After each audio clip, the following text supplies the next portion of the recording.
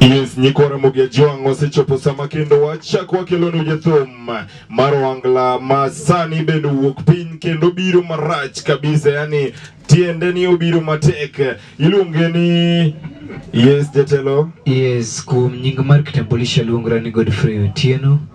Ni fans mong'eya gi ng'eya kod nying mar usani miluongo ni Godi Odugenya. Yes, mana kako winjo en Godi Urugenya ma en Godfrey Otieno gi nying mar official mana inyalo yudego i ID. To an kako ng'eyo pile an Jasmine Urugenya kakelonu chenro mar Street Chat kawa dialogue kendo gi jothumbe wa live kawa ng'eyo matut kuonde ma gituche gi kaka gisebedo ka gitimo thumbegi.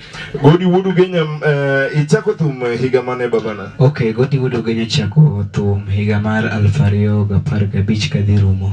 Higa mar 2015 kanye mi nyumri thum ya August. Ere kaki idonje thum kae? Ka idonje thum idonjo nade?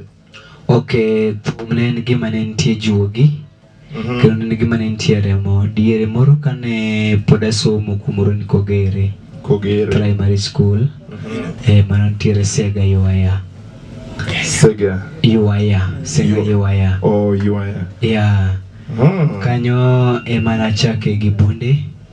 Apane di jomo ng'eyo thumbe na kiwinjo thum moro mar Kevin Nyakwarondora. Ibiro winjo kago sigana matin.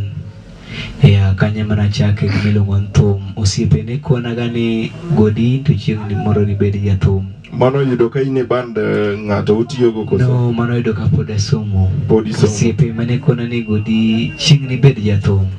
Nachako gi Bunde Music Festival.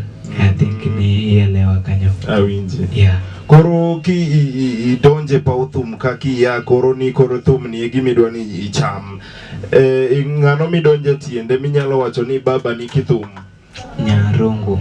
Chieng' Nyarongo. Yeah.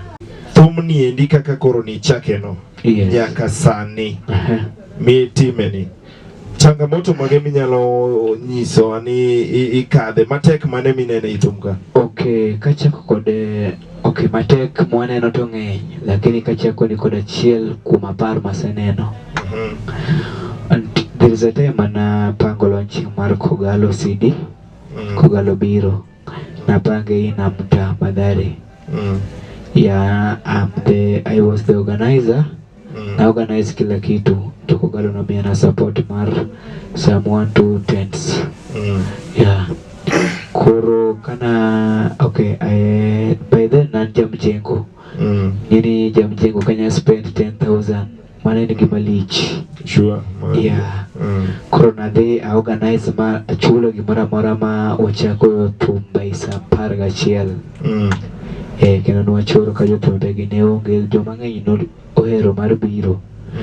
Immediately mana chako ne mago to koro gino konyalo wachiamo. 1 2 3 no timbre ma pala no beti nini mara thilo di school.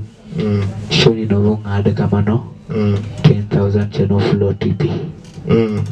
Na wacho no sink, I mean no sink. No adaka doki od gik moko no ban. Maningin achiel kuom challenge madongo masechope. Mar ariyo challenge manya nyiso ji time mana organize thum atero thum i county. Kana dhi by time mana travel thum koth nochako chwe kapod an Mgilo Wanda. Nochwe nyaka chopo Sega Thurwa. Nochwe ma kuma shonen mara onge ng'ato mano promoter. Na shughulika gi finance mara. Kwa hivyo nochwe nyaka saa 6 otieno. Naenda pa nang'ado Jiaboro gate. Which was 1,600. Mago gin achiel kuom to ng'eny jothum to nago Nairobi. Mago gin achiel kuom gik matek mane wakale. Manyiso ni nitiere asara moro ma yudre i thum kaendi inyalo pango show to ok timre kaka itaraji. Koro pesa ni cha dhi lale kabisa. To nyaka sani koro pod ing'ang'ana kendi koso be nitiere gi ng'at mabeyo inyalo wacho no mako badi mabende inyalo luongo ni promoter mabende nitie kaka koro siri kochopo sani? Gi seche gi asewero osiepena achiel ariyo adek. But ing'eni iwacho ni gimoko committee en gima ber. Gisigi I have a friend kendo en kaka promoter mara. Oluonge ni Stare Garama. Stare Garama. Yeah, mano osiepna wuok kode Ugenya dala. Na organize committee. Sani apani Sega Segwangala guys wan koda chairman. Mong'ere kaka Steven Philemon Harara. To wan koda organizer. Mong'ere kaka Steven Aduke. To wan koda organizer mong'ere kaka Stare Garama. Wan koda treasurer mong'ere kaka Dennis Orido. Then iwacho ni treasurer parna babana which will. Treasurer jandiko cha. Jandiko cha iluongo ni Steven Aduke. Steven Aduke. Manyiso ni en team kubwa sani makoro ni behind you. Okay. Nitie jok moko makoro are willing to support you. Okay. Okay, iwacho ni kik akwal jomoko max. Ma team kubwa. Kendo waplan miyo gima lich mbele ka. Nikech tumbe masani wagolo. Apana achiel kuomgi wase release mong'ere kaka Kevin Nyakorondora. Yeah, but we have still 5 tracks in studio. Ma launching kapnya yaore maber. Okay. Yeah. Mano koro inyalo bedo ni en album ni maradi ma koro igolo sani. Okay, mana kwano kaka album na mara ng'wen. Yeah. Okay, nyikwara muge juang wane studio kende gi ng'amiluongo ni Godi Wuoru Genya. Kanyalo nyisi ni Godi Wuoru Genya en jathum masani be koro donde winjre mathoth kendo winjre tung piny kila kona Kenya kaendi. To mana kiwinjo kuome mano ko temo ganonwa kaka osebedo kodhach gi thum kuma nochake thum gi kaka kuma koro osechope sani. Akono ni mang'eny ibro ng'eyo koa kuome mana kaka koro sani adwani Godi Wuoru Genya. Inyiswa ni to ber mane manie thum. Oyise nyiso warachne to ber ne en ang'o? Okay. Ka nyalo nyiso ber mane thum. Ber mane thum ok obi ne biro. Ber mane thum odwaro first odwaro heshima. Ma gidhuluo wadendo ni luor. Luor no e gima oloyo gimoro amora. Yeah, koro luor kosebede tibedo ng'at moro ma presentive. Kosiepo luongi tibedo ng'at moro ma yani ng'at moro mobedo organized. Okono koro ka Jesmael Wuoru Genya luongi to Jesmael to kara chalga nade. Jesmael chalga nade ma meso to atwoya ni. Yeah, mano atemo nyiso jothum wetena niya thum ok en kong'o. Thum en osiepe gi luor. Yeah, nikech without osiepe onge kuma inyalo dhiye. Then koro ka adoki penjo mipenja ni ber mane masana ni thum. Ber mane ni thum en ni atudora kod jok manok ok atarajia na nya romogo. Ber mane thum en ni sani an gi familia. Anyayudo kaka familia na konyre thuolo nyinga mar thum. Yeah, mane ber ma anyalo wacho ni anene thum. Nyikwara muge juang bingni wan gi jathum ma ung'eyo ni Godi Wuoru Genya. Adwa ni wawinjane koa kuome duonde adier gik moero mondo eka ing'e ni en jathum adier motegno kiwango mane ma ine iwuon mibokete. Godi Wuoru Genya aje gombo mondo ibilnwa ne duondi matin kapok waloro chenro marwa. Okay, abro miyo thum nikech kalore volume mokwongo ne wan kod thum manong'ere. Mare non ko thum ong'ere. Koro abro limo nu mokwongo manong'ere kaka Kogalo Biro. Yes. Akodio mako banjo abiro mos. Kogalo biro. Wan donge wayora. Nikech mano yudo ka koro ka onyuol nyathi. Kanye ka koro onyuol nyathi. Yes. Haya basi. Mana ka nyathi nochako matin koro chako bedo active. nochako golo album miluongo ni Nyajaluo. Ma thum manong'ere kabisa miluongo ni Nyajaluo nawero go min oda. Yes. Koro wange kunonge kama tin tu nikech kaluwore kod seche. Ahinya joluo mama, ahinya joseme mama, nyathi gi chuli oche mama, nyathi gi karo merana mama, ahinya joluo mama. Yes, mano thum manong'ere kaka Nyajoluo.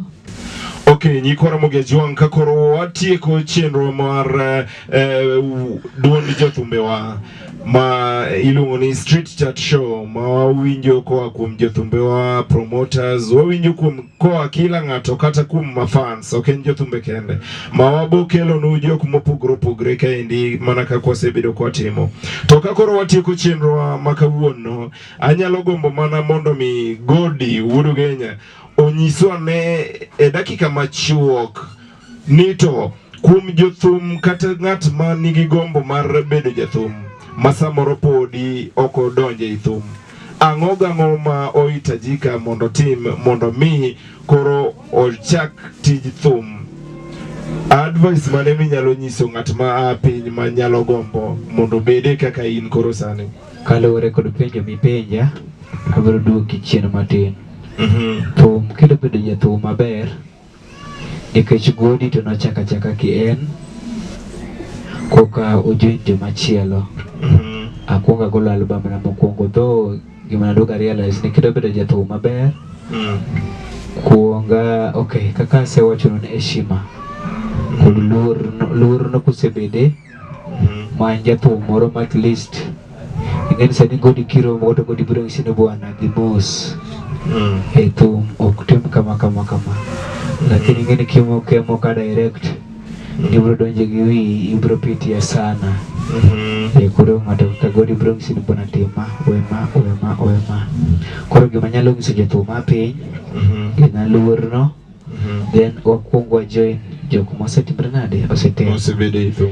Thum ing'eni sani king'eri kod Jesmael Wuod Ugenya, iken Jesmael nochako Street Show karang'o. En kod osiepe kadhaa stiame join Jesmael. Jesmael biro ng'iso osiepene ama osiepene biro neni to wacho ni bwana dhi maber. Then gima dang' achak anon jothumbewa ni jothum asewachonu ni en fans kod luor.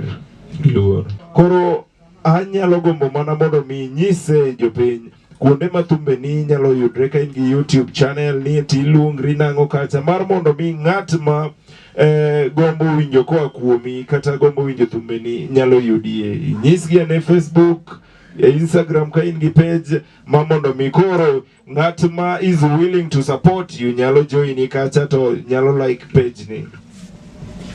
Okay, Godi Wuod Ugenya ok en jathum matin kaka jomoko pare no. Godi en ng'ama osegoyo okang'. YouTube, kidwaro thumbe ne biro di YouTube, just search Godi Wuod Ugenya. Kidoki Facebook an Godi Wuod Ugenya. Kidoki IG an Godi Wuod Ugenya, Twitter an Godi Wuod Ugenya, kumoro amora an Godi Wuod Ugenya. Then osiepe moko ntiere mohero ga ni girado gi jathum Facely. Ama awuoyo gi jathum directly. An kod namba mapan fan mora mara an kodo. Mong'ere kaka 07 02 95 25 46. Anyalo nuoyo no en 07 02 95 25 46. An kod machielo be mong'ere kaka 07 999 30 226. Mano kimanyago to ibro yuda mokibi Dr. Manager. Okibido ni kuongichop kuom mtu fulani kora kiyudo Godi Wuod Ugenya. Mago kigoyo tibro yuda anawuon.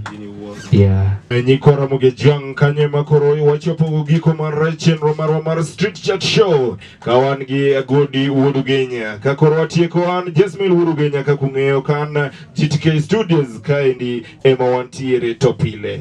Ero kamano.